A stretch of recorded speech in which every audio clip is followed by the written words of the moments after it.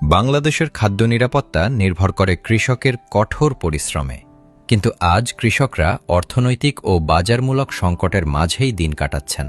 কীটনাশক, সার ও বীজের দাম একের পর এক বাড়তে থাকায় কৃষকের খরচ ক্রমেই বেড়ে যাচ্ছে। এর সরাসরি প্রভাব পড়ছে ফসল উৎপাদনে। ফলন কমছে আর কৃষকের দৈনন্দিন জীবন চালানো দিন দিন কঠিন হয়ে উঠছে। বিএনপি রাষ্ট্র পরিচালনার সুযোগ পেলে এমন এক ভবিষ্যৎ গড়বে যেখানে কৃষকের জীবিকা আর অনিশ্চিত থাকবে না। সে লক্ষ্যেই বিএনপি চালু করবে একটি কৃষক কার্ড। কৃষক কার্ড হবে কৃষকের অধিকার নিশ্চিত করার একটি সরকারি সেবা।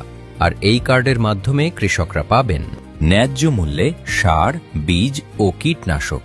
দ্বিতীয়ত, কম খরচে কৃষি যন্ত্রপাতি ও প্রয়োজনীয় সহায়তা।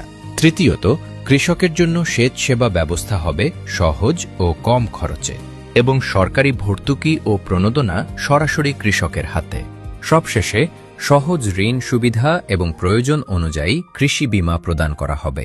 বিএনপি বিশ্বাস করে কৃষককে মর্যাদা দেওয়া মানেই দেশের খাদ্য নিরাপত্তা নিশ্চিত করা, আর সেই খাদ্য নিরাপত্তার উপরই গড়ে ওঠে একটি আত্মনির্ভর বাংলাদেশ।